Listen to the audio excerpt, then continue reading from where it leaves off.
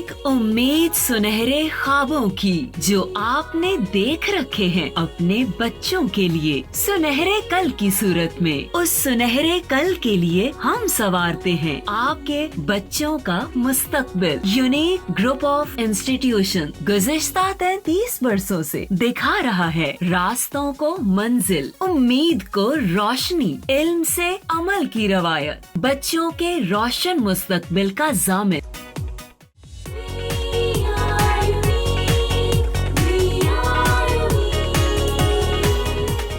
अस्सलाम वालेकुम, मेरा नाम मोहम्मद ताहिर और 9th क्लास के मैथमेटिक्स के लेक्चर नंबर 57 के साथ आज आपके साथ मौजूद हूँ। चैप्टर नंबर 10 कॉन्ग्रेंट ट्राइंगल्स, ये चैप्टर हम लास्ट लेक्चर तक कंप्लीट कर चुके हैं। इस चैप्टर की रिव्यू एक्सरसाइज हमारी बाकी थी, वो आज इंशाल्लाह हम इसको कंप्लीट करेंगे। लेकिन बिफोर दैट के रिव्यू एक्सरसाइज स्टार्ट करिए, थोड़ा सा थ्योरम्स को प्रिपेयर करने के बारे में आपको गाइड करना है। बहुत सारे बच्चों को बहुत अक्सर बड़े बहन भाई, कोई कज़न्स वगैरह गाइड करते हैं और एक कॉमन जुमला बोलते हैं कि थ्योरम तो बस रट्टा ही होता है। ऐसा हरगिज़ नहीं है। मैं बड़ा शिद्दत से इस बात को डिसएग्री करूँगा। बेटे, अगर आप थ्योरम को सिर्फ रट्टा लगाते हैं ना, तो थ्योरम की स्टेटमेंट्स टेक्निकल, इतनी सारी स्टेटमेंट्स मिक्सअप होती हैं, अब सवाल ही पैदा नहीं होता कि आप रट्टे के साथ थ्योरम भी कर सकें। थ्योरम एक कॉन्सेप्ट का नाम है।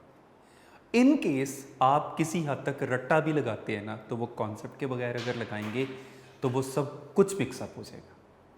थ्योरम कॉन्सेप्ट से है, लेकिन मैं रट्टे की टर्म साथ इसलिए भी यूज़ कर रहा हूँ कि किसी हद तक कुछ जगहों पर मैंने आपको वो चीज़ खुद प्रमोट की है। लाइक पॉइंट्स के नाम पर, जहाँ मैंने आपसे कहा था कि आप पॉइंट्स के नाम चेंज कर दें, डजेंट मैटर, लेकिन वो चेंज लाने से पूरे थ्योरम में चेंज लानी पड़ती है। अब वो पूरे थ्योरम में चेंज लाना आम तौर पर स्टूडेंट्स मैनेज नहीं कर पाते, तो कम से कम इतनी बात आपको याद रखनी चाहिए, ज़्यादा सेफ है, कंपल्सरी नहीं है, अगेन बता रहा हूँ, सेफ है कि अगर आप पॉइंट्स के नाम, फिगर के नाम, वो जो ABC की लेबलिंग है, उनको चेंज ना करें, आपके लिए काफ़ी कन्वीनियंट हो जाता है। सहूलत ये रहती है कि आपसे मिस्टेक मिनिमाइज़ हो जाती है, बहुत कम चांस होता है कि कोई मिस्टेक होगी।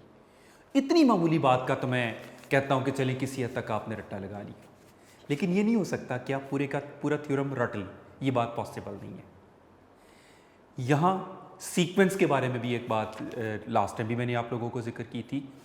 तो सीक्वेंस के बारे में भी ये मसला होता है कि अगर आप उसकी सीक्वेंस गलत कर देते हैं तो उस रॉन्ग सीक्वेंस के साथ आप कभी भी उस थ्योरम को पूरे मार्क्स नहीं ले सकते। यानी रट्टा लगाया हुआ है, सारा थ्योरम आपने पढ़ा, अच्छा चले याद कर लिया, याद करने के बाद पॉइंट्स ही नहीं याद आ रहे कौन सा पहले, आपने सारे आगे पीछे करके लिख दिए, तो बिल्कुल बेकार किया। तो इस वजह से आप कॉन्सेप्ट के साथ करेंगे तो आप उसकी सही सीक्वेंस के साथ उस थ्योरम को करेंगे, उसके सही सिंबल्स के साथ करेंगे। अदरवाइज़ क्या है, आप CA तो लिख देंगे, हो सकता है, लेकिन उसके ऊपर लाइन सेगमेंट का निशान नहीं। आप कंफ्यूज ही रहेंगे, कहाँ मेजरमेंट लिखना है, कहाँ कॉन्ग्रेंट का साइन देना है, कहाँ एंगल का सिंबल है। तो अक्सर पेपर चेक करने के दौरान मैं देखता हूँ बच्चे CA लिखा हुआ है, अब ये नहीं समझ आ रहा ये लाइन सेगमेंट है कि एंगल है, वो दोनों लिख देते हैं, पहले एंगल का सिंबल और फिर ऊपर लाइन सेगमेंट का सिंबल, वो और ज़्यादा रिडिकुलस हो जाता है। तो इसलिए थ्योरम को मैं बड़ा ये शिद्दत से डिसएग्री करूँगा कि ये रट्टा है, हरगिज़ ये रट्टा नहीं है। आप इसको कॉन्सेप्ट के साथ करें, आप सीरियसली एंजॉय करेंगे ज्योमेट्री का ये पोर्शन। और जैसे कि आपको लास्ट टाइम मैंने बताया था कि हमारे ये जो थ्योरम चल भी रहे हैं आजकल, ये इनको आप लोगों ने प्रिपेयर अच्छे तरीके से करें, क्योंकि 8 नंबर का थ्योरम पेपर में आता है, राइट। रिव्यू एक्सरसाइज से हम स्टार्ट लेते हैं, चैप्टर 10 की रिव्यू एक्सरसाइज। अब बुक की रिव्यू एक्सरसाइज में कोई एक सिंगल MCQ भी नहीं है, वो हम फिर नोट्स के साथ, नोट्स से डिस्कस करेंगे। तो सबसे पहले क्वेश्चन नंबर 1 है ट्रू फॉल्स का। अब जाहिर बात है पेपर में ट्रू फॉल्स तो नहीं आने, इनके प्रॉपर MCQs बना के नोट्स में दिए गए हैं, लेकिन मैं फिलहाल एज ट्रू फॉल्स इनको डिस्कस कर रहा हूँ। सबसे पहले अ रे हैज़ 2 एंड पॉइंट्स। आपको याद होगा जहाँ मैंने डेमोन्स्ट्रेटिव ज्योमेट्री स्टार्ट करवाया था, वहाँ इस कॉन्सेप्ट और इससे रिलेटेड MCQs को कितना फोकस किया था मैं ज़रा ये कॉन्सेप्ट एक दफ़ा फिर से रिकॉल करवाता हूँ। अ लाइन ये होती है, हैज़ नो एंड पॉइंट, कोई एंड पॉइंट नहीं होता इसका। अ रे ये होती है रे, हैज़ ये एंड पॉइंट होता है जहां एरो नहीं होता, हैज़ वन एंड पॉइंट। और तीसरी चीज आ जाती है लाइन सेगमेंट, लाइन का एक हिस्सा, लाइन का एक पार्ट समझ ले, ये line segment. No arrow, fix length and it has two end points. तो इस पॉइंट ऑफ व्यू से देखा जाए तो फर्स्ट स्टेटमेंट है अ रे हैज टू एंड पॉइंट्स, तो ये फॉल्स है। इसका करेक्ट क्या है? अ रे हैज वन एंड पॉइंट। ठीक, एमसीक्यूज आपको याद होगा मैंने बताया था दो दो शक्लों में आ सकते हैं, यानी अगर मैं ये इंफॉर्मेशन एमसीक्यू में देना चाहता हूँ तो दो तरह से दे सकता हूँ। A dash has no end point, options line, line segment, ray, angle, तो इस तरह से करके वो आ सकता है। लेकिन alternate a line has dash end point, one, no, one, two, three, जितने भी हो सके उसके मुताबिक आ सकती है ऑप्शंस। तो यानी एक ही लाइन दो तरह से एमसीक्यूज बन सकते हैं। तो यानी इस तीन इंफॉर्मेशन में 6 एमसीक्यूज हैं और ऑलमोस्ट एवरी ईयर कोई ना कोई इनमें से आता ही रहता है। बड़ा इंपॉर्टेंट एमसीक्यूज की ये टाइप है। सेकंड है in a triangle there can be only one right angle. True है ये। जब हम टाइप्स ऑफ ट्राइंगल को डिस्कस कर रहे थे तो वहाँ पर भी बार बार मैंने जिक्र किया था कि किसी भी ट्राइंगल में दो एंगल्स तो डेफिनेटली एक्यूट होते हैं। अगर थर्ड एंगल भी एक्यूट हो जाए तो वो एक एक्यूट एंगल ट्राइंगल। अगर थर्ड एंगल यानी एक ही एंगल हुआ ना, राइट एंगल हो जाए तो वो एक राइट एंगल ट्राइंगल, और अगर थर्ड एंगल ऑब्ट्यूज हो जाए तो वो एक ऑब्ट्यूज एंगल ट्राइंगल। तो किसी ट्राइंगल में एक ही राइट एंगल हो सकता है। थर्ड है 3 points are said to be collinear if they lie on the same line। अब collinear points को अगर हम देखें,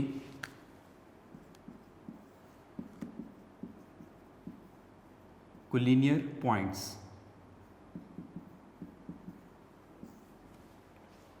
9 चैप्टर में डेफिनेशन है। 9 चैप्टर स्किप करके चूंकि हम 10th पर आए हैं इस वजह से मुझे अलहदा बतानी पड़ रही है। All those points which lie on the same straight line are called collinear points with respect to that line। collinear का वर्ड निकला है co-linear।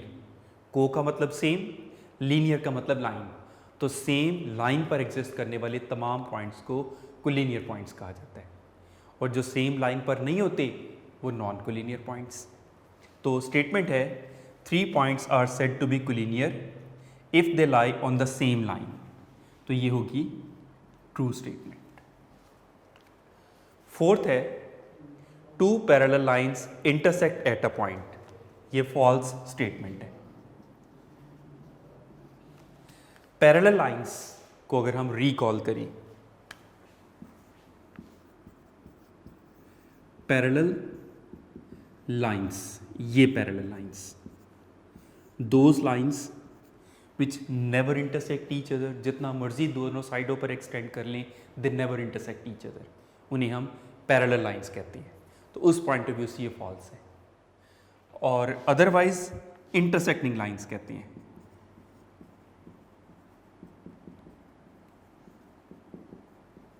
ये जो किसी एक पॉइंट पर क्रॉस कर जाएं, they are intersecting lines, right.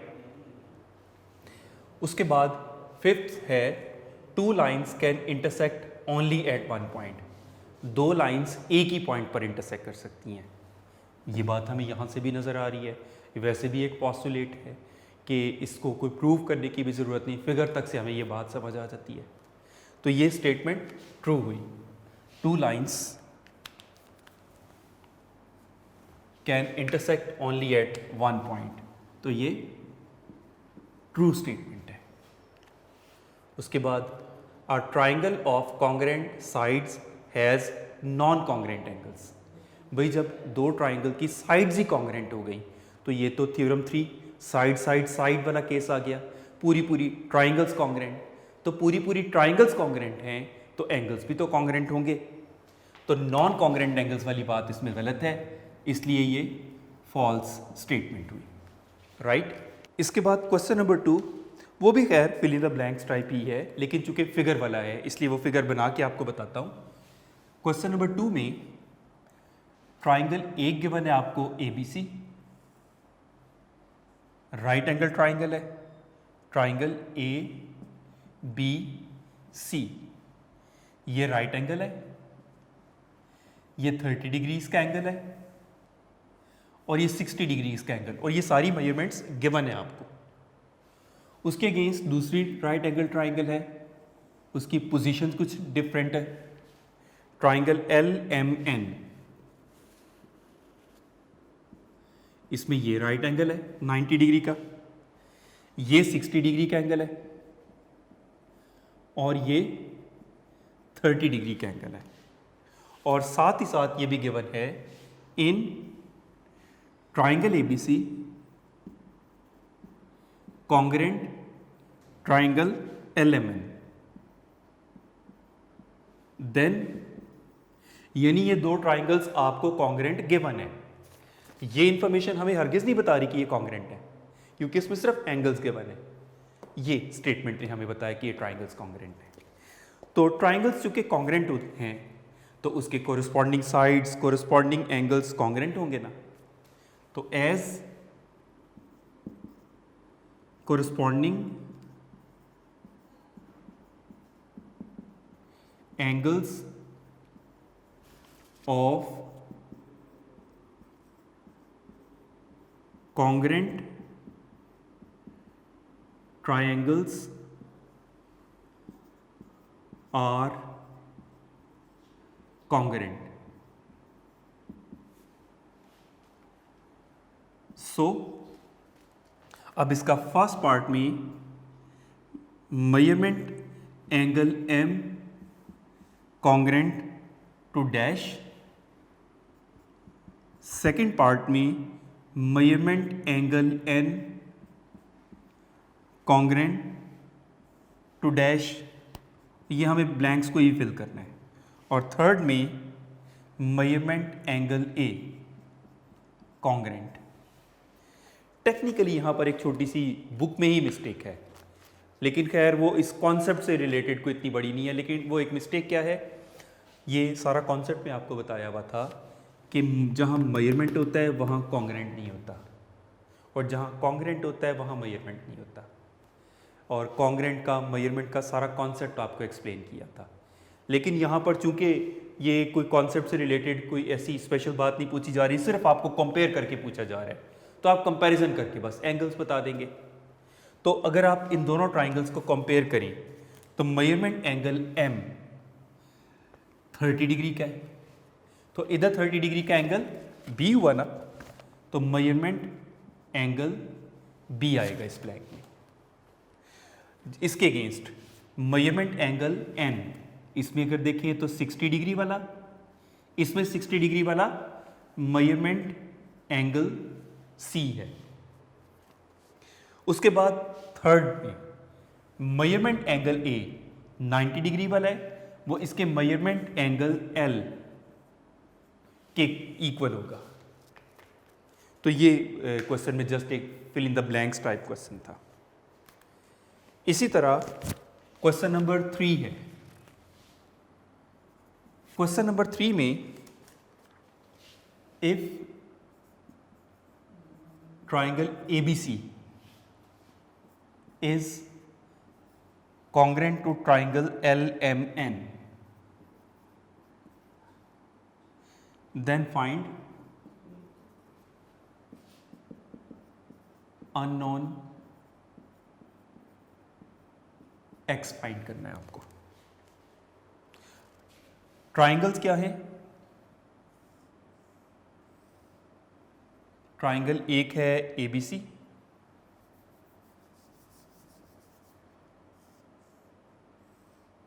Triangle ABC और उसके एंगल्स भी गिवन है.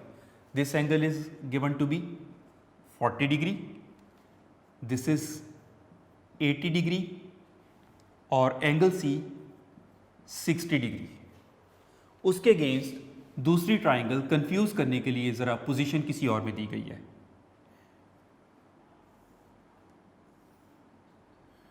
वो है ट्राइंगल LMN और उसके भी एंगल्स गिवन है. This is angle of 80 degree, angle X और एंगल 40 डिग्री. आपको X रिक्वायर्ड है और ट्राइंगल्स कॉन्ग्रेंट गिवन है. तो वही बात, कॉन्ग्रेंट ट्राइंगल्स गिवन है तो स्टेटमेंट ज़रूर बतानी है. स्टेटमेंट असल में आपके आंसर को जस्टिफाई करती है. ये जो डेमोस्ट्रेटिव ज्योमेट्री के लॉजिकल क्वेश्चंस होते हैं उसमें शायद स्टेटमेंट से भी ज़्यादा इंपॉर्टेंट उसकी रीज़न होती है. तो एज द कोरस्पॉन्डिंग, अब चूंकि इसमें एंगल का जिक्र है हम ओनली एंगल को डिस्कस करेंगे.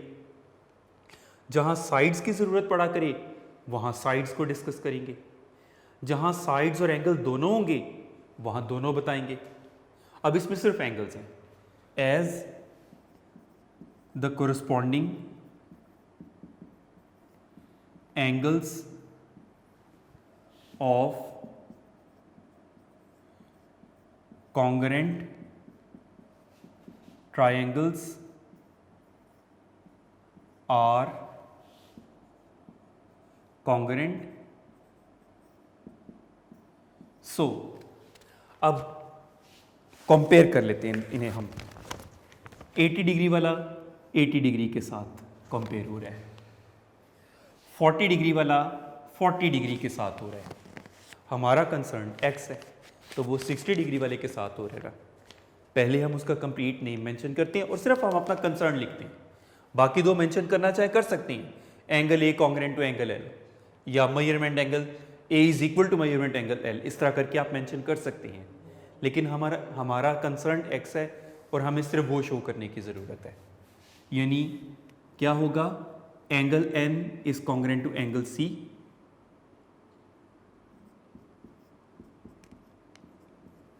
तो जब दो एंगल्स कॉन्ग्रेंट होते हैं तो उनकी मेजरमेंट्स इक्वल होती हैं और measurement angle N is equal to measurement angle C. Angle N की मेजरमेंट X है और C 60 डिग्री. तो X का आंसर आ जाता है 60 degree. Right. Next question, question number 4 very important है. 4 और 5 दोनों बहुत इंपॉर्टेंट हैं लेकिन 4 तो बेहद इंपॉर्टेंट है. क्वेश्चन है क्वेश्चन नंबर 4. इसकी फिगर बना के पहले बता रहा हूं. Triangle ABC, ABC. अब यहां से एक A से परपेंडिकुलर एल्टीट्यूड D तक आ रहा है. ये भी राइट एंगल, ये भी राइट एंगल गिवन है. ये लेंथ इसके कॉन्ग्रेंट, इन दोनों लेंथ्स आपस में इक्वल गिवन है आपको. अब क्या करना है इसमें, this side is equal to this side और ये साइड है 5m - 3 और ये साइड है 2m + 6. More over angle B given है 55 डिग्रीज का और एंगल C गिवन है, ये यहाँ जगह काम थी, यही वजह है कि बुक में भी उन्होंने प्रिंटिंग में यहाँ शो किया है 5x + 5 डिग्री. ये तो फिगर गिवन है. जबकि क्वेश्चन की स्टेटमेंट है find the value of unknowns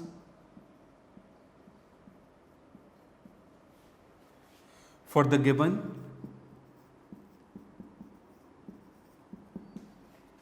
congruent triangles.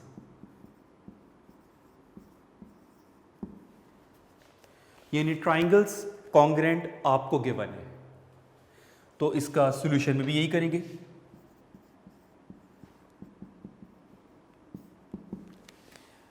Congruent, given congruent triangles, ये आपको गिवन है। गिवन दैट ट्राइंगल ABD, ये triangle is congruent to the triangle ACD। ये दो ट्राइंगल्स आपको कॉन्ग्रेंट गिवन है। फाइंड क्या करने हैं? अननोन्स। अननोन क्या है? x और m। तो रिक्वायर्ड है आपको the value of x and the value of m, और रेफरेंस हम उसी स्टेटमेंट का कोट करेंगे, ट्राइंगल्स चूंकि कॉन्ग्रेंट गिवन है। अब कॉन्ग्रेंट ट्राइंगल्स की corresponding sides and corresponding angles congruent होती हैं। तो यही स्टेटमेंट का रेफरेंस दिया हमने, as the corresponding sides and angles of congruent triangles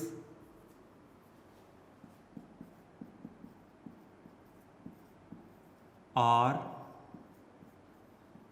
congruent. So चलिए पहले हम कोरस्पॉन्डिंग साइड्स की बात करते हैं। So measurement BD will be equal to measurement DC। अपने कंसर्न साइड की बात करेंगे ना, जहां पर अननोन है। तो मेजरमेंट BD कितना है? 5m - 3 is equal to measurement DC कितना है? वो है 2m + 6। अब एक सिंपल लीनियर इक्वेशन है, ट्रांसपोजिशंस के थ्रू उसको सॉल्व करना है और अननोन m की वैल्यू आ जाएगी 5m। अब ये राइट साइड पर 2m पॉजिटिव है, लेफ्ट पर आके -2m हो जाएगा, और 6 ऑलरेडी इधर मौजूद है। लेफ्ट साइड पर ये 3 नेगेटिव है, राइट पर जाकर पॉजिटिव 3 हो जाएगा। अब 5m - 2m इज 3m, और राइट साइड पर 6 + 3 इज 9। m को सब्जेक्ट बना लिया, 3 लेफ्ट साइड पर m से मल्टीप्लाई है, राइट साइड पर जाके 9 से डिवाइड हो जाएगी, और डिवाइड होके m का आंसर आ जाएगा 3। तो एक अननोन तो इस तरह आ गया कोरस्पॉन्डिंग साइड से। एंड कोरस्पॉन्डिंग एंगल्स, यानी measurement angle C will be equal to measurement angle B। ये दोनों एंगल्स भी इक्वल होंगे। अब इसे सॉल्व कर लेते हैं। इसका ये मतलब हुआ कि 5x + 5 will be equal to 55। अच्छा, यहाँ पर आप लोग देख रहे होंगे कि मैं कोई डिग्री का साइन सॉल्यूशन के दरमियान में नहीं यूज़ कर रहा, क्योंकि डिग्री ओवरऑल फाइनल आंसर का नाम है, और जब मैं इक्वेशन सॉल्व कर रहा हूँ यहाँ पर यूनिट मेंशन करना ज़रूरी नहीं है। हाँ, अगर तो आपको खाली x की वैल्यू रिक्वायर्ड है, इवन आप उसके साथ भी कोई डिग्री नहीं लिखेंगे, लेकिन अगर आपको कह देते हैं कि उसमें पुट करके वैल्यू भी निकाल के दिखाएं, तो फिर ज़रूर आपको उसके मुताबिक बताना पड़ेगा। तो सॉल्व किया, ट्रांसपोजिशंस की, ये 5 इधर प्लस है, राइट पर जाके माइनस हो जाएगा। तो 5x = 55 - 5, या 5x 55 - 5 इज 50, और 5 लेफ्ट साइड पर x के साथ मल्टीप्लाई हो रहा है, राइट साइड पर जाकर 50 से डिवाइड हुआ, तो x का आंसर आ गया 10। अब ये क्वेश्चन ज़रूरी नहीं कि पूरा आए, अब वो तो पूरा भी कोई इतना बड़ा क्वेश्चन नहीं है, कंप्लीटली आ भी सकता है, एक्स और एम दोनों फाइंड करने के लिए कहे जाएं, एक नंबर एक्स फाइंड करने का हो गया, एक नंबर एम फाइंड करने का हो गया, तो पूरे 2 मार्क्स का आ भी सकता है।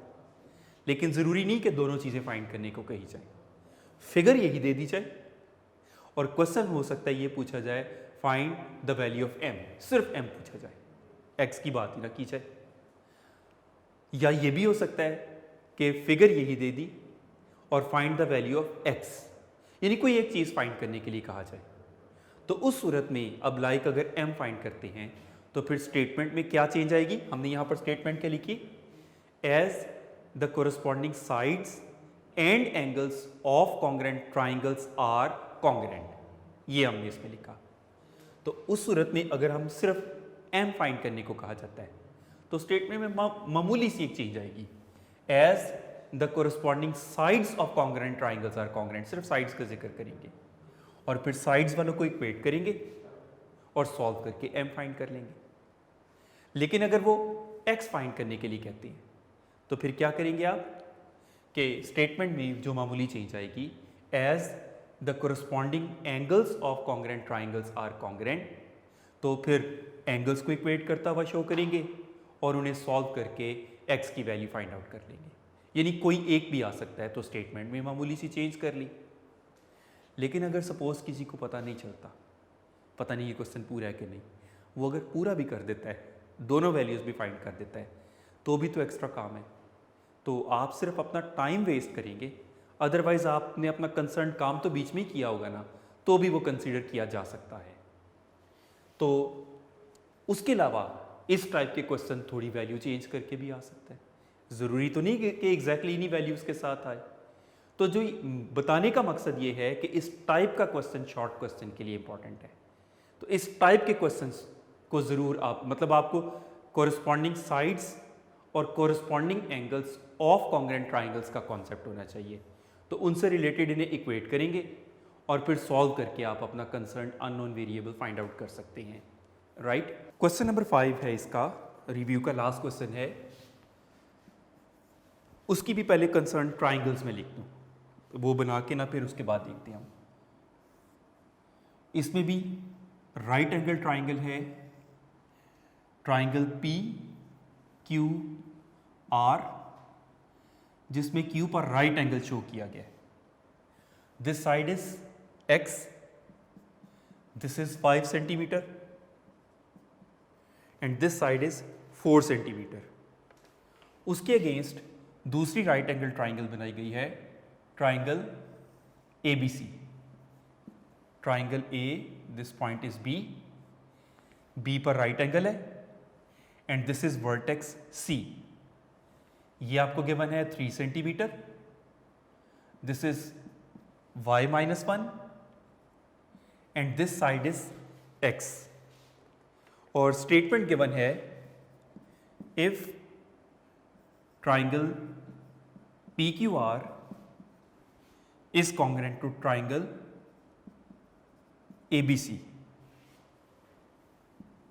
then find the unknowns.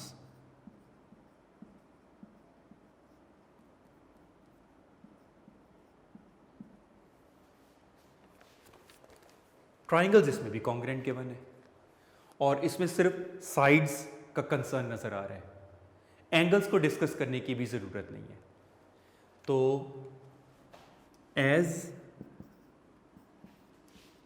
Corresponding sides of congruent triangles are congruent. अब आप लोगों को कंफ्यूज करने के लिए ट्राइंगल्स की पोजीशन ज़रा डिफरेंट दी गई होती है। अब आप नोट करें, स्मॉलेस्ट साइड के इक्वल, यानी measurement P Q will be equal to, बल्कि हम पहले कॉन्ग्रेंसी की बात करते हैं, the side P Q is congruent to side A B. तो जब दो साइड्स कॉन्ग्रेंट होती हैं तो उनकी मेजरमेंट्स इक्वल होती हैं, और measurement P Q is equal to measurement A B, और पी क्यू है x और ए बी है 3 सेंटीमीटर, तो x की वैल्यू 3 सेंटीमीटर। उसके बाद राइट एंगल के ऑपोजिट साइड राइट एंगल के ऑपोजिट साइड के इक्वल, हाइपोटेन्यूज हाइपोटेन्यूज के इक्वल, तो AC and AC is congruent to hypotenuse PR, तो यकीनन उनकी मेजरमेंट्स भी फिर इक्वल है, तो measurement AC is equal to measurement PR, तो AC है y-1 और PR है 5 सेंटीमीटर। 1 लेफ्ट पर माइनस है, राइट पर जाके प्लस हो जाएगा, 5 + 1, तो y आ जाता है 6 सेंटीमीटर। ये भी हो गया, एंड अब एक ही साइड रह गई है, अंडरस्टूड सी बात है। तीसरी साइड रह जाती है BC is congruent to QR, और measurement BC is equal to measurement QR, यानी Z की वैल्यू, स्मॉल z की वैल्यू डायरेक्टली 4 सेंटीमीटर आ जाती है। तो इस तरह से हमारी रिव्यू एक्सरसाइज के शॉर्ट क्वेश्चंस भी कंप्लीट हुए। अगर हम इसके शॉर्ट क्वेश्चंस को थोड़ा रिकॉल करें तो शॉर्ट क्वेश्चंस में सबसे पहले हमने 2 डेफिनेशंस पढ़ी थी चैप्टर के शुरू में, कॉन्ग्रेंट ट्राइंगल्स की डेफिनेशन और साइड एंगल साइड पोस्टुलेट। उसके बाद थ्योरम 1, थ्योरम 3 और थ्योरम 4, इन 3 थ्योरम्स की स्टेटमेंट्स भी शॉर्ट क्वेश्चन के तौर पर आती हैं। थ्योरम 1 क्या था? एंगल साइड एंगल कॉन्ग्रेंसी की डेफिनेशन थी, डिफाइन करके भी आ सकता है, डिस्क्राइब भी आ सकता है, तो लिखनी बहरहाल आपको उसमें स्टेटमेंट ही होगी कि एंगल साइड एंगल कॉन्ग्रेंसी। उसके अलावा साइड साइड साइड कॉन्ग्रेंसी, वो भी डेफिनेशन के तौर पर आ सकती है, थ्योरम 3 की स्टेटमेंट। और थ्योरम 4 की स्टेटमेंट, और वो राइट एंगल ट्राइंगल से related, hypotenuse side congruent to hypotenuse side, यानी hypotenuse side congruency for right angle triangle, ये डेफिनेशन भी आ सकती है। उसके बाद ये डेफिनेशंस के अलावा शॉर्ट क्वेश्चंस अभी आज हमने रिव्यू एक्सरसाइज में किए। इसमें क्वेश्चन नंबर 4 और 5 स्पेशली ज़्यादा इंपॉर्टेंट है, लेकिन ज़रूरी नहीं कि यही क्वेश्चन हो, इनसे मिलते जुलते वैल्यू चेंज करके, एक्सप्रेशन चेंज करके, किसी शक्ल को चेंज करके क्वेश्चन आ भी सकता है। तो ये इसके शॉर्ट क्वेश्चंस थे along with the definitions. Long question पास में इस चैप्टर में से कभी भी नहीं आया हुआ। इस चैप्टर के जस्ट MCQs रह गए हैं जो रिव्यू एक्सरसाइज में नहीं है। तो नेक्स्ट लेक्चर में जो इसके नोट्स में बने हुए MCQs हैं, और वो MCQs आप खुद ऑब्जर्व करेंगे कि ये स्टेटमेंट जो हमने चैप्टर के अंदर दरमियान में स्टेटमेंट्स पढ़ी, उसके ऑल पॉसिबल जो कुछ मुमकिन है वो सब MCQs बना के नोट्स में रखे गए हैं। तो नोट्स से MCQs इंशाल्लाह नेक्स्ट टाइम हम कंसल्ट करेंगे तो ये चैप्टर हमारा बिल्कुल कंप्लीटली डन हो जाएगा, और फिर हम साथ ही चैप्टर 11 स्टार्ट कर सकेंगे। वो भी बेसिकली एक थ्योरम्स का ही चैप्टर है, और उसमें भी इसी तरह डेफिनेशन से ही हम स्टार्ट लेंगे। तो इस तरह से हमारे ये चैप्टर्स प्रोसीड करते जाएंगे। होपफुली आप लोग ज्योमेट्री के इस पोर्शन को एंजॉय कर रहे होंगे अगर आप कॉन्सेप्ट के साथ समझ रहे हैं। मैं वंस अगेन बता रहा हूँ बेटे, इनको कॉन्सेप्ट्स के साथ करें, रट्टा लगाने की कोशिश ना करें। ये चैप्टर्स करते वक्त आप एंजॉय करेंगे इंशाल्लाह। Thank you very much and good luck.